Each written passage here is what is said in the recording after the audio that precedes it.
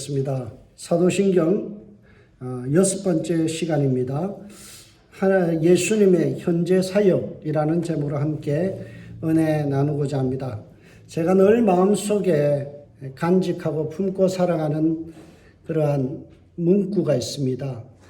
두 가지가 있는데요. 신학자가 저에게 도전해준 신학교 시절에 받았던 말씀인데요. 폴 틸리가 이런 말을 했어요. 신앙은 깊이다. 얼마나 내 신앙이 깊이 들어가느냐 이거죠. 여러분 매일마다 성령 안에서 여러분들이 깊은 곳으로 신앙이 깊어지고 있는지, 또 은혜의 체험들이 늘 새로워지고 깊어지고 있는지, 이것이 우리가 늘 점검해야 될 내용이죠.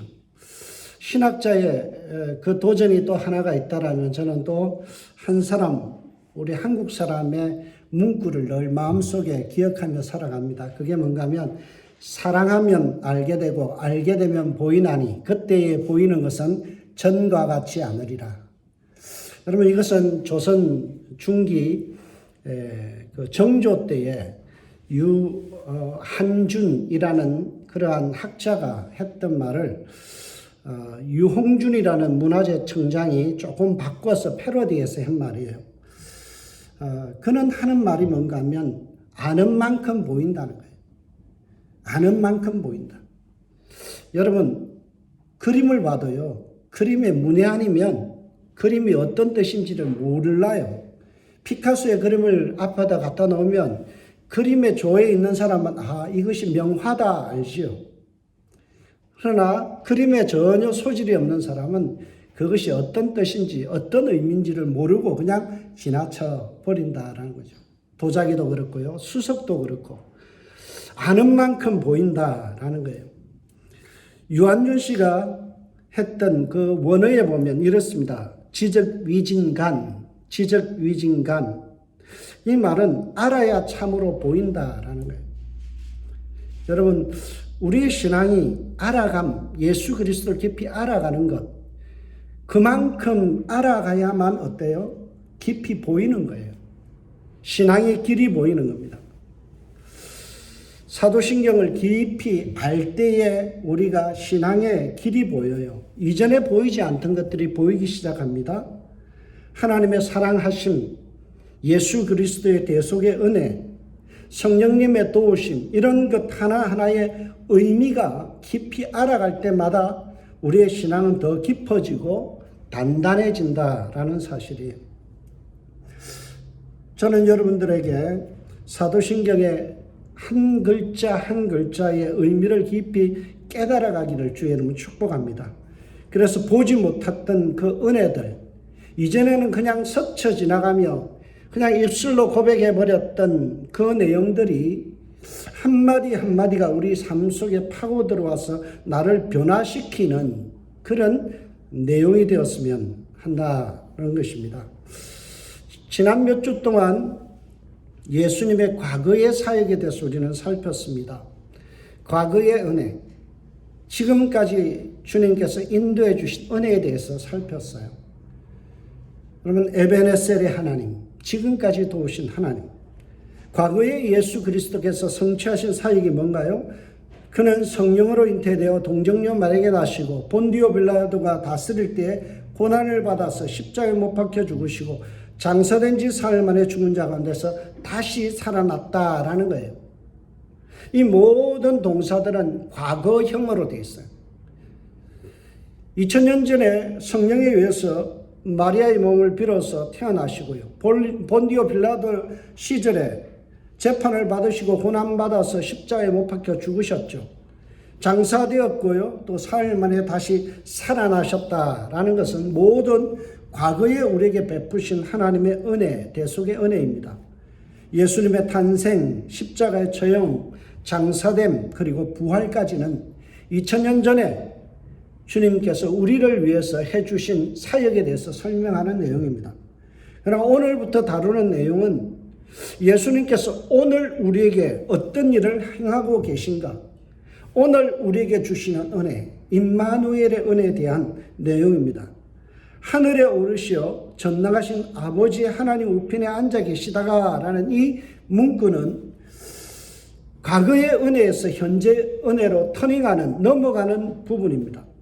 이 부분에 와서는 하늘에 올라가셨다라는 2000년 전의 사건에 대한 진술에 대한 고백과요, 그리고 지금 앉아 계신다라는 현재형 동사를 통해서 지금 과거에서 현재로 넘어가는 그런 이야기를 하고 있습니다.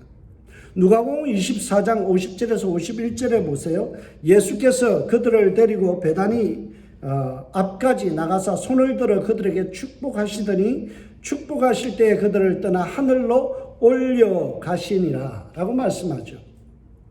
이 말씀을 통해서 2000년 전에 부활하시고 40일 동안 더 머무신 후에 감람산에서 하늘로 올려주신 그 성천의 사건을 고백하고 있습니다. 그리고 오늘 우리가 이제는 하늘에 올리신 예수님께서 지금까지 하나님 우편에 앉아 계신다는 것을 고백합니다. 2000년 전에 성천하셨던 그 주님께서, 예수님께서 지금까지 쭉 2000년 동안이나 현재까지 하나님 우편에 앉아 계신다라는 사실입니다. 그런데 우리는 여기서 한 가지 또 질문을 가질 수 있습니다. 예수님의 성천과 하나님의 우편에 앉아 계신 이 사건이 왜 현재 오늘을 사는 우리에게 중요할까라는 거예요.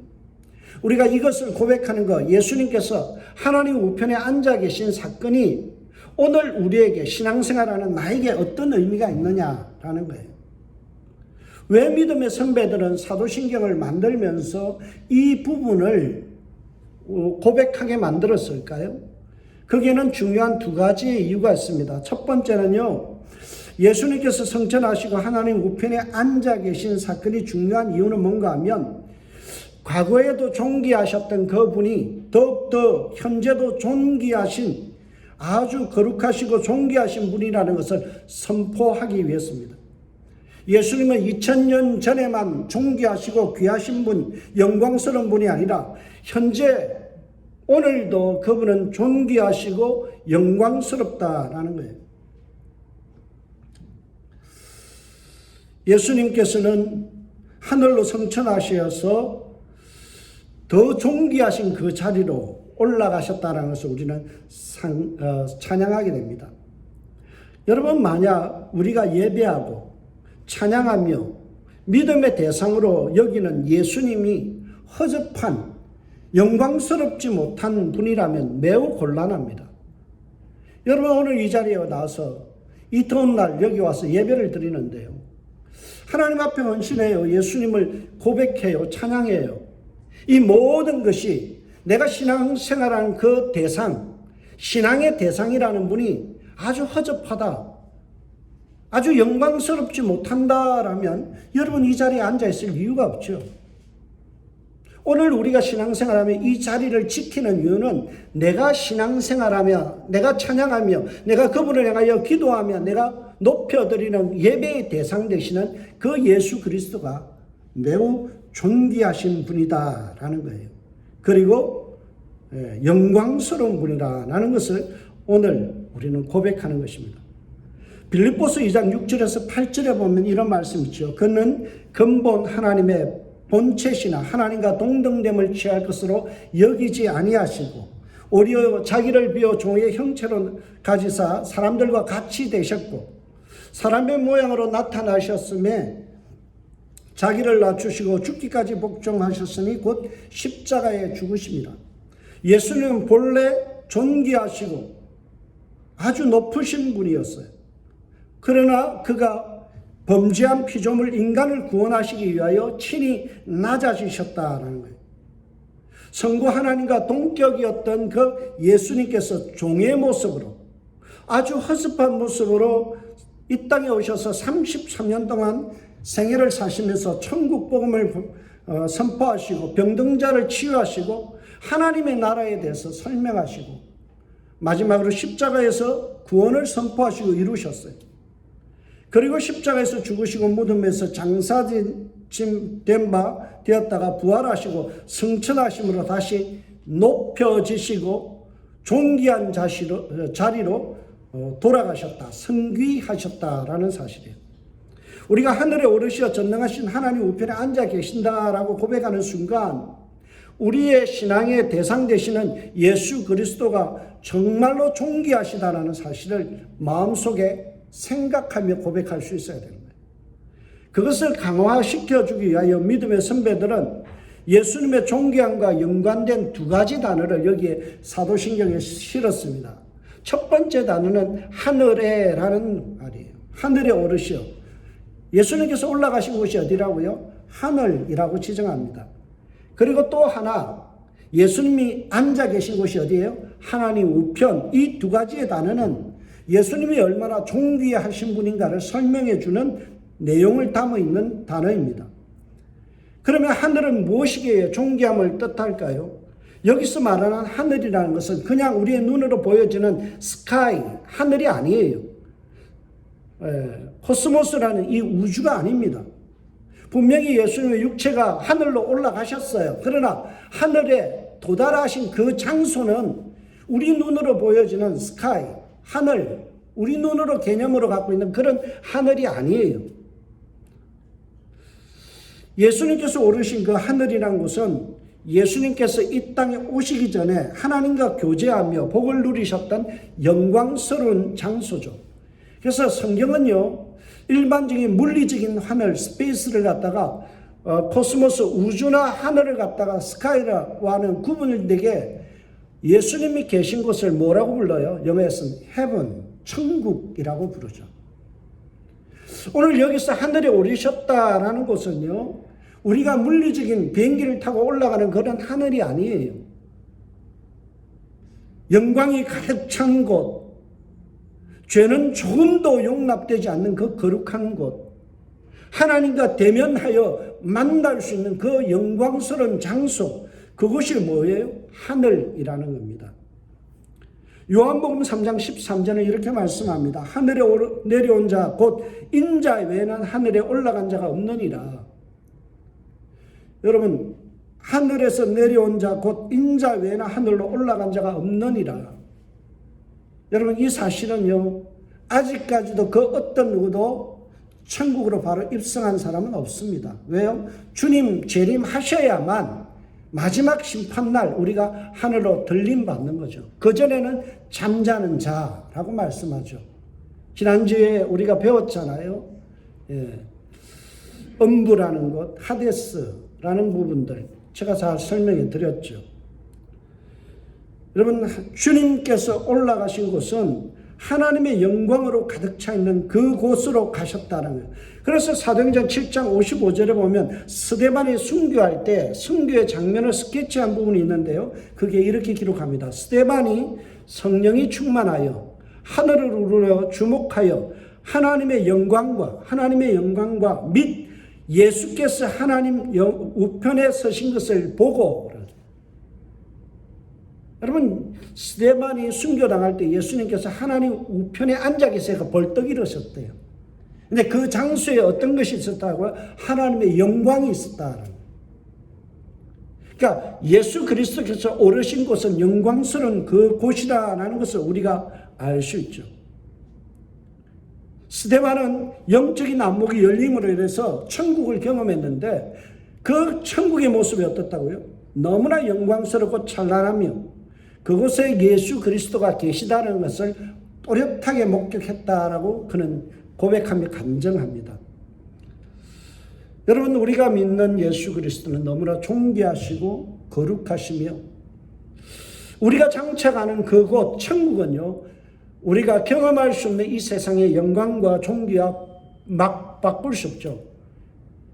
그래서 바울이 이렇게 이야기하잖아요. 현재의 고난은 장차 내게 주어질 영광과 좋기 비교될 수 없다. 비교될 수 없다. 여러분은 하나님께서 그 영광스러운 곳으로 초청해 주셨고요. 그곳에 백성으로 삼아 주셨다는 것이 오늘 여기서 여러분들이 더운 날 이곳에 모여서 예배하며 하나님을 높이며 예수 그리스도를 찬양하는 이유라는 겁니다. 자, 여러분의 신앙생활 속에서 우리가 믿는 예수 그리스도, 내가 신앙을 고백하는 예수가 얼마나 존귀하신 분이고 그분이 얼마나 영광스러운 분인지를 알 수 있기를 주의 이름으로 축복합니다. 아멘? 그래요. 여러분, 집안에 자랑거리가 있는 사람들은요, 어디 가도 당당해요. 명문가의 집안의 자손들은요, 어디 가도 꿀리지가 않아요. 여러분, 존귀한 가문들은요, 어딜 가도 그 품위를 잃지 않습니다. 예수 그리스도의 패밀리, 그 영광스러운 하나님의 자녀됨, 이것은 우리로 하여금 자긍심을 갖게 해요. 허접한 인생이 아니라는 거예요. 내 아버지 하나님이 영광스럽고 나를 구원하신 그 구속주 예수 그리스도가 영광스럽고 그분이 나를 하나님의 자녀 삼으시고 나를 구원하셨다라면 나는 어떤 존재인가요? 영광스러운 존재다. 우리의 삶에 여러 가지 환난과 여러 가지 어려움이 있어도 우리는 하나님 앞에 영광스러운 존재로 변화되어서 주님 앞에 설 것을 약속해 주는 것. 이것을 믿고 고백하는 시간이 바로 사도신경의 오늘의 내용입니다. 여러분, 오늘 또 우리가 좀 더 살펴봐야 될 내용들이 있습니다. 그게 뭔가 하면 예수님께서 하늘에 오르셨다라는 말을 하죠. 여기에 보면 하늘로 올라가셨다라는 말을 사도행전 2장 33절에는 하나님의 오른손으로 예수를 높이시매라고 이야기합니다. 하나님이 높여주신 사건, 예수님의 존귀케 되심으로 그렇게 이야기하죠. 한없이 낮아진 인간의 몸으로 이 땅에 오셔서 너무나 많은 환난과 박해와 무시와 천대를 받으셨지만 그분은 하늘로 올라가심으로 말미암아 하나님과 친밀한 교제를 나누고 모든 위엄과 존귀를 회복하셨다라는 거예요. 이 사실을 히브리서 기자는 그는 잠시 동안 천사보다 못하게 하시며 영광과 존귀로 관을 씌우셨으며 이 땅에 있는 동안에는 천사보다 못한 그러한 인간의 몸으로 오셔서 멸시와 천대를 받으시고 십자가 가장 수치스러운 처형을 당하셨지만 하나님께서 그를 높이셔서 영광과 존귀요 관을 씌우셨다. 멸류관을 씌워주셨다. 왕관을 씌워주셨다라는 거예요. 그만큼 존귀케 되는 사건을 우리는 신앙의 고백 속에 담고 있습니다. 또 하나 예수님이 참으로 존귀하시다는 사실을 겸해서 드러내는 부분이 하나님의 우편에 앉아있다라는 표현이에요. 예수님의 지정석을 이야기합니다. 예수님의 지정석. 그 예수님의 지정석이 아니라 하나님 우편이라는 거예요. 시편 16편 8절에 보면 이 오른편이라는 표현은요, 존귀함을 드러내는 표현입니다. 내가 여호와를 항상 내 앞에 모시며 그가 나의 오른쪽에 계심으로 내가 흔들리지 아니하리로다. 그러니까 유대인들의 생각 속에 오른편은요, 존귀한 자리, 가장 좋은 분을 모시는 자리가 어디예요? 오른쪽이에요. 그래서 유대인들의 고백은 뭐예요? 오른쪽 그러면 존귀하신 분, 그분이 앉는 자리라는 거예요. 여러분, 옛날에 그 미국에 보면 여러 교단들 속에 프리윌 보면 그 교단이 있어요. 자유의지를 이야기하는 그런 교단이 있는데요. 그 왜 생겨났는가 하면 교회 안에 지정석이 있었어요. 이렇게 앞자리에 딱 해서 칸막이를 해놓고 거기를 굉장히 교회에서 정말 헌신을 많이 하고 존경받는 사람을 거기다 앉혔어요. 그래서 많은 사람들이 그 자리에 앉고 싶어서 막 헌금도 많이 하고 막 이런 일이 있었어요. 근데 프리윌 교단이 뭘 했느냐면 이걸 없애버린 거예요. 누구나 프리라는 것이 누구나 앉고 싶으면 앉아라. 요즘은 뭐 우리 교회가 바로 프리윌 처치죠. 여러분이 앞자리에 앉고 싶으면 앞자리에 앉아도 돼요. 뒷자리에 앉고 싶으면 뒷자리에 앉아도 돼요. 근데 이전에는 지정석이 있었어요. 그 자리는 굉장히 교회에서 존경받는 자리, 그리고 헌신을 했던 분들의 자리를, 그 자리를 지정했었죠. 여러분, 유대인들에게 오른쪽은 그런 자리다라는 겁니다. 그래서 시편 110편 1절에 보면은 동일하게 오른편을 존귀한 자리라고 이야기하고요. 그 오른편, 히브리서 1장 13절에 의하면 그 하나님의 오른편 자리는 천사에게도 허용되지 않는 자리다 그래요. 하나님의 오른편은요, 그 어떤 누구도 차지할 수 없고 오직 존귀하신 예수님만이 앉을 수 있는 지정석이었다라는 거예요. 오늘 우리가 고백하는 예수님은 어떤 분인가요? 그분은 존귀의 극치. 나는 존귀하신 예수님을 믿습니다라고 고백하는 내용이 바로 하늘에 오르시어 하나님 우편에 앉아 계시다라는 것을 우리는 고백하는 것입니다. 여러분, 우리의 신앙은 굉장히 고급스러워요. 우리의 신앙은 매우 영광스러운 신앙입니다. 여러분의 신앙은 허접하지가 않아요. 우리가 믿는 하나님, 우리를 구원하신 예수 그리스도가 존귀하시고요. 우리의 교회가 존귀한 교회이기 때문에 여러분들은 허접하지가 않아요. 여러분의 인생은 하나님께서 존귀한 자로 만드셨다. 그래서 신묘막측이라는 표현을 하죠. 성경에서. Wonderfully and fearfully. 우리의 인생을 향하여 뭐라고요? 정말 경외롭다. 닭살 돋을 정도로 경외롭다라고 우리의 인생을 정의해 주고 있습니다. 우리가 예배하는 이 자리가 얼마나 존귀한 자리고, 우리가 신앙을 고백하며 믿는 예수 그리스도가 얼마나 존귀하며, 우리의 사귐과 우리의 모임 이 자체가 얼마나 존귀한 모임이며 아름다운지를 여러분들이 자각하고 고백할 수 있어야 돼요. 그래서 교회를 함부로 평화해서는 안 돼요. 교회가 우습게 보여도요, 이 교회에서는 하나님의 임재가 있는 곳이에요. 하나님의 영광이 깃든 곳이에요.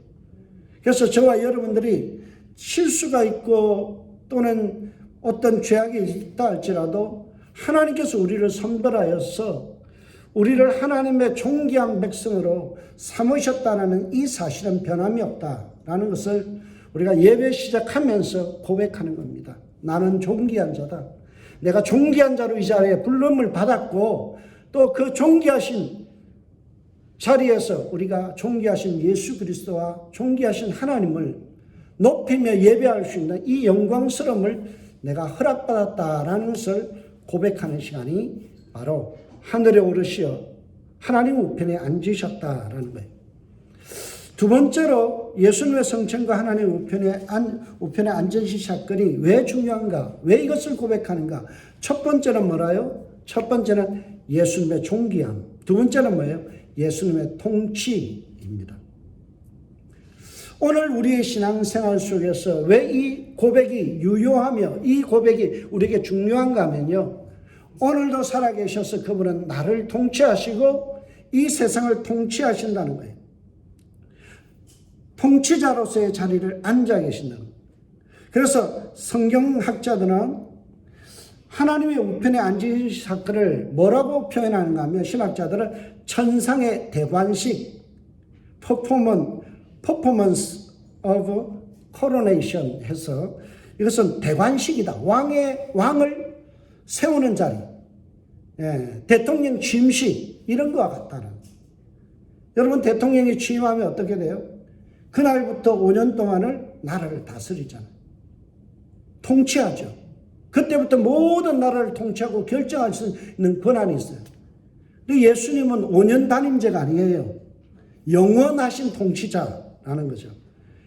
이분은 하나님의 우편에 앉으심으로 인하여 만왕의 왕의 자리로서 그분이 그곳에 앉으셔서 우주 만물을 통치하신다는 거예요. 바울은 에베소서 1장 20절에서 22절을 통하여 이 사실을 분명히 알립니다. 하나님께서는 하늘에 자기의 오른쪽에 앉히셔서 모든 정사와 권세와 능력과 주관 위에, 그리고 이 세상뿐만 아니라 오는 세상에서 일컫는 모든 이름 위에 뛰어나게 하셨습니다.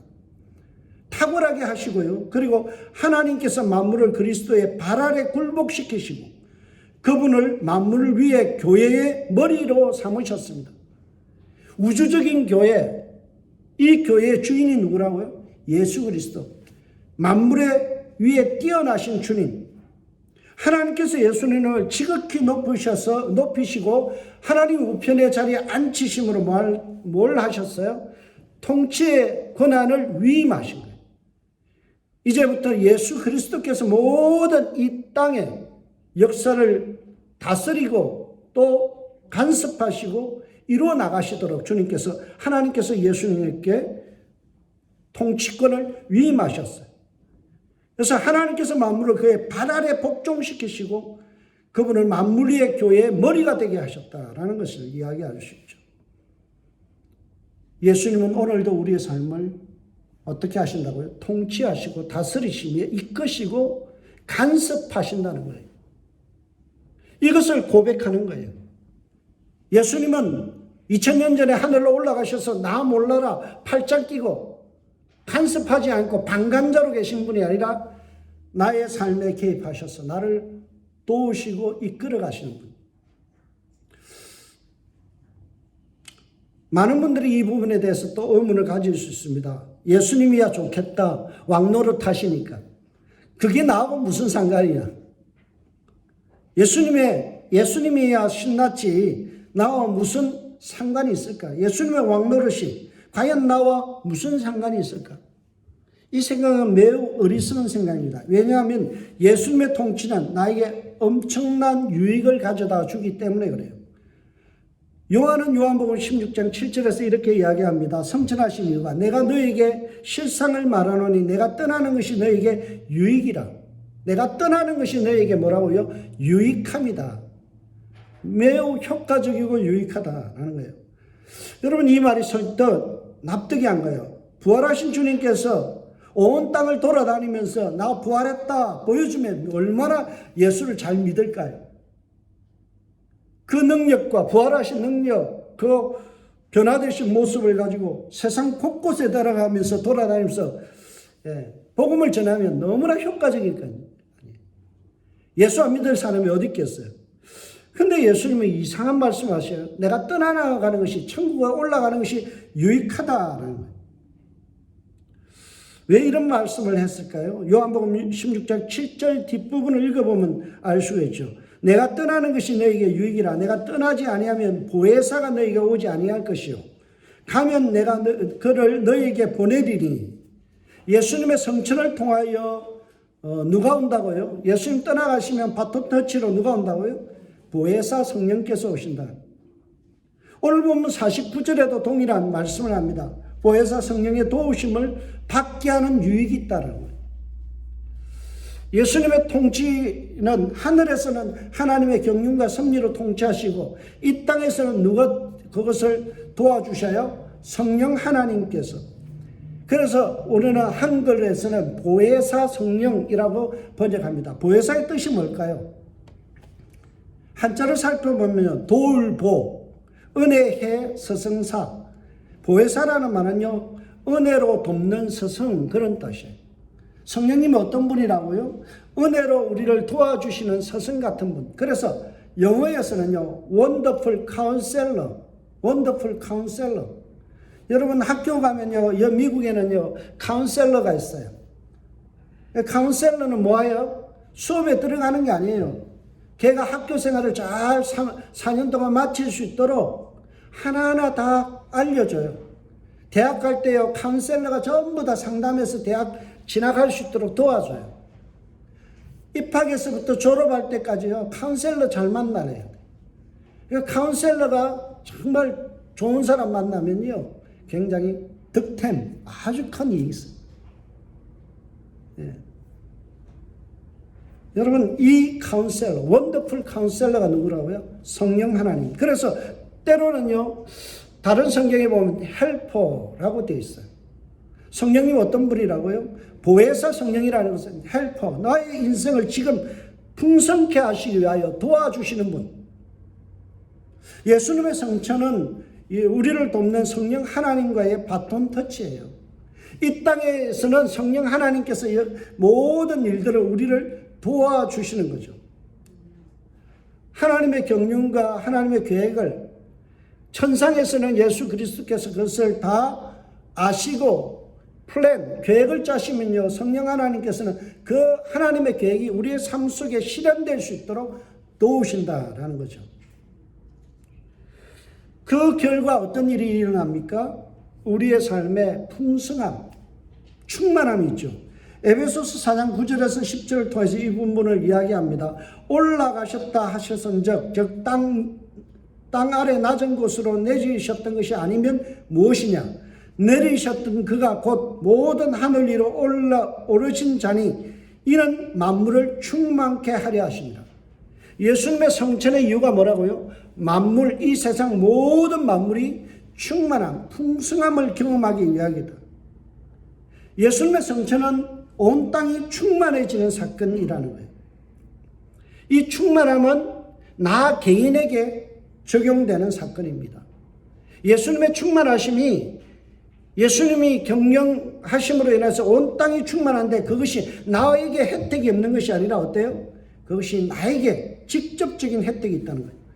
마가복음 16장 19절에서 20절에 보면 예수님의 성천 위에 제자들의 삶을 이렇게 얘기합니다. 주께서 말씀을 마치신 후에 하늘로 올려지사 하나님 우편에 앉으시니라. 그리고 나서 제자들이 나가 두루 전파할세 주께서 함께 역사하사 그 따르는 표적으로 말씀을 확실히 증거하시니.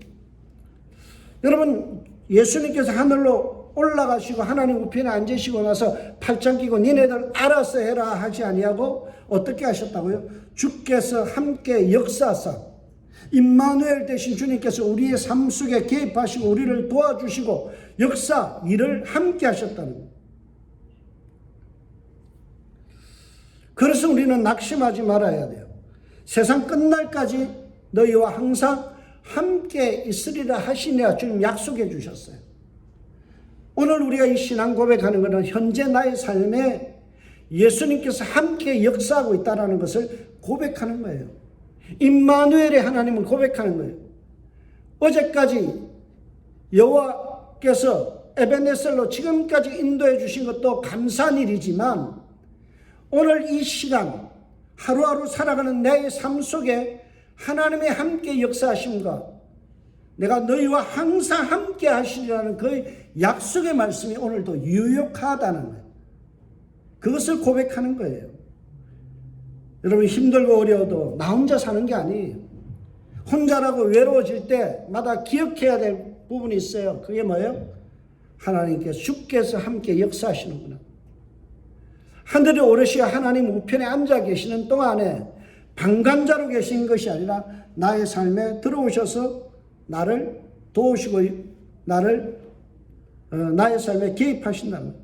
바울은 로마서 8장 34절에서 이렇게 이야기합니다. 누가 감히 그들을 정죄하겠습니까? 그리스도 예수는 죽으셨지만 오히려 살아나셔서 하나님 우편에 계시며 우리를 위하여 대신 간구하십니다. 여러분, 이 간구라는 말을 우리가 좀 잘못 번역을 했어요. 간구라는 말보다 좀 다르게 번역했으면 좋을 것 같아요. 우리는 간구 그러면 어떤 기도하다 뭔가 시시콜콜한 우리의 기도의 제목을 예수님께서 대신 하나님 앞에 아랜다 그런 뜻으로 오해할 수 있습니다. 우리의 소원이나 이런 것들을 대신 청탁하거나 부탁하는 것, 이런 것을 간구로 오해하는데요. 여기서 말하는 간구라는 뜻은 하나님과 분리를 가져왔던 이 죄의 문제를 해결하신다는 거예요. 여러분, 우리는 눈만 뜨면 죄를 짓죠. 그렇죠? 여러분, 눈만 뜨면 죄를 지어요. 어른들이 그래요. 하루에도 5만 가지 생각이 다 난다. 여러분, 머릿속에 5만 가지 생각 중에서 단 1%만 나쁜 생각하고 내 마음속에 음욕과 그리고 미움과 시기를 한다면 그게 쌓이면 어떻게 될까요? 1%면 5만 가지의 1%. 그것이 쌓이고 쌓인다면 우리 인간은 너무나 죄인이에요. 매일마다 눈만 뜨면 죄의 문제로 우리가 공경에 취할 때마다 예수님은 그 죄의 문제를 해결하신다는 거예요. 그래서 히브리서 7장 25절에는 분명히 이야기합니다. 예수는 영원히 계심으로 그 제사장 직분도 갈리지 아니하느니라. 그러므로 자기를 힘입어 하나님께 나아가는 자들을 온전히 구원하실 수 있으니 이는 그가 항상 살아계셔서 그들을 위하여 간구하심이라. 항상 살아계셔서 예수님께서 뭐 한다고요? 간구하심이라. 뭘 간구해요? 어떤 역할을 하셔요? 제사장으로서 자기를 힘입어 예수님께 나오는 자들의 모든 죄의 문제를 해결하시는 거죠. 제사장이 하는 역할이 뭔가요? 죄의 문제를 해결하는 거예요.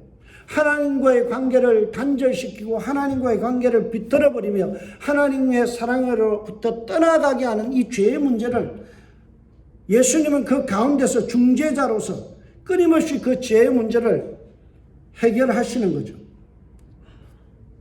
그래서 요한일서 2장 1절에 보면 예수님은 어떤 분을 소개해요?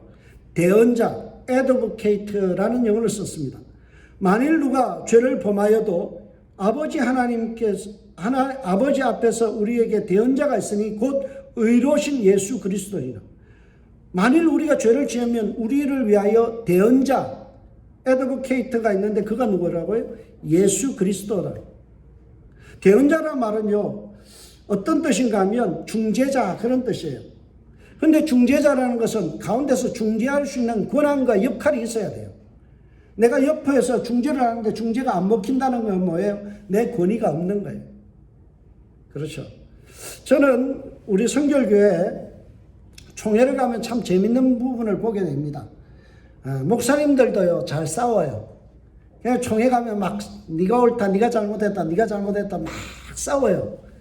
근데 이제 한참 싸우다 보면요, 나이 90 넘은 허경삼 목사님이라는 분이 탁 나오셔요. 나오셔서 이렇게 해요. 죄송합니다. 제가 죄인입니다. 후배들을 잘못 가르쳤습니다. 왜냐하면 그분이 서울신대 교수님을 하셨거든요. 제가 학생들을 잘못 가르쳐서 그렇습니다. 그러면요, 그 제자들이 나이 60대 중반의 목사님들이 하나씩 나와요. 그리고 그 앞에서 회개를 해요. 그리고 서로 악수하고 회개하고 끝나요. 이게 중재자예요. 우리가 옆에서 아무리 끌어붙여도요, 이 문제 화해가 안 돼요. 3년, 4년 서로가 마음이 답답하게 서로가 교착 상태에서 풀려지지 않는 문제를 허경삼 목사님이 한 분이 나와서 딱 한마디 하면요, 모든 것이 다 화해가 돼요. 이걸 중재자, advocate, 대언자라고 이야기합니다. 출애굽기 32장에 보면 출애굽한 이스라엘 백성들이 금송아지를 섬겼죠. 하나님이라고 우기면서 금송아지를 하나님으로 섬겼어요. 그 일로 인해서 하나님의 진노가 임해서 3,000명이 죽습니다. 그때 어떻게 돼요? 하나님께서 더 이상 내가 이렇게 나를 하나님을 잘 섬기지 않는 백성을 내가 함께하지 않겠다 그러니까 모세가 어떻게 해요? 대언자로서 나가죠. 그럴 것 같으면 하나님 내 이름을 생명책에서 지어주세요. 나도 하나님 자식으로 인정하지 말고 버리세요. 그러죠. 그러니까 하나님이 어때요? 그래? 그러면 너 때문에 내가 이스라엘 백성을 용서해 주겠다 그래요. 이게 대언자, 중재자예요. 우리는 끊임없이 죄를 짓죠. 이 죄의 문제를 어떻게 할 겁니까? 하나님이 싫어하시는 그 영광스러운 하나님께서 영광스러운 백성으로 삼으시고 천국의 영광스러운 곳으로 인도하시기 원하는데 매일마다 우리는 눈을 뜨면 어때요? 죄를 짓죠. 그래서 예수님께서 어떤 일을 해요? 오늘도 예배 시간 전에 사죄연회를 할 때 만일 우리가 우리 죄를 자백하면 저는 미쁘시고 의로우신 주님께서 중재자가 되셔서 하나님 앞에 간청하는 거예요. 내가 얘를 위해서 십자가에 내가 대신 죽었잖아. 내가 이 죄인을 위해서 내가 십자가에 대신 죽었잖아요. 그러니까 나와봐서 나의 공로 이거 생각해서 이 죄인 용서하세요. 그러면 하나님 어떻게 한다고요? 그래. 모든 죄값은 예수 그리스도께서 다 지불했으니까 나는 용서하겠다. 이게 중재라는 거예요. 여러분, 오늘도 우리가 사죄연회를 누리고 기도만 하면 주님께서 우리의 죄를 용서해 주시는 이유가 뭔가요? 우리의 공로로는 안 돼요. 예수님께서 하나님 우편에서 통치하시며 또한 우리의 죄를 위하여 중보하심으로 대언자로서 우리의 죄에 대해서 하나님 앞에 탄원하심으로 인하여 우리의 죄가 어떻게 되었어요? 다 용서받았다는 거예요. 이것이 오늘 우리가 신앙생활을 하면서 고백하는 하늘에 오르시어 전능하신 하나님 우편에 앉아 계신다는 거예요. 하나님 우편에 앉아 계셔서 예수님께서 하시는 일이 뭐예요? 우리의 죄 문제를 해결하시고 우리의 인생을 통치하시고 다스리시고 이끌어 주시죠. 성령을 보내서 헬퍼, 도우미로서 우리의 삶을 도와주시죠. 이것이 뭐예요? 예수 그리스도께서 하늘에 오르셨던 이유이며 또한 그곳에서 하시는 사역이다라는 것입니다. 오늘도 이러한 만나를 제공하시고 매일마다 죄사함의 은혜를 누리게 하시는 그 예수님을 찬양하며 높여드릴 수 있는 우리 예술대교 주 이름으로 축복합니다. 엘버트 몰러라는 침례교 총장, 서던 베프티스트 총장이 이런 고백을 해요. 예수님의 성천과 하나님의 우편에 앉으신 사건을 고백하는 것은 기독교 영성의 횃불이다. 횃불이다. 기독교 영성생활의 횃불이 뭐라고요? 예수님의 성천하심과 하나님 우편에 앉으신 사건을 고백하는 것이 우리의 영성의 횃불이다. 왜요? 그분은 존귀하신 분이라는 것을 고백하는 거예요. 우리의 신앙이 얼마나 고결하고 존귀한 신앙인지를 고백하는 거예요. 뿐만이 아니라 오늘도 살아계셔서 역사하시는 그 예수 그리스도께서 우리의 삶을 통치하시고 도와주시기 위하여 성령을 보내시고 매일마다 코디네이터로 나의 삶을 도와주시죠. 카운셀러가 되셔서 우리 인생의 모든 문제를 성령께서 하나하나 말씀 속에서 인도해 주시죠. 헬프로서 우리의 구겨진 인생을 어떻게 펼 수 있는지 주님께서 자문해 주시고 또 도와주시죠. 이 모든 것을 보장받았다라는 거예요. 이 모든 은혜가 여러분에게 주어졌다는 것을 오늘 이 시간 고백하는 거예요. 그래서 사도신경이 중요한 겁니다. 신앙은 깊이예요. 신앙은 깊이입니다. 여러분 그냥 스쳐 지나가면 아무런 의미를 발견할 수가 없어요.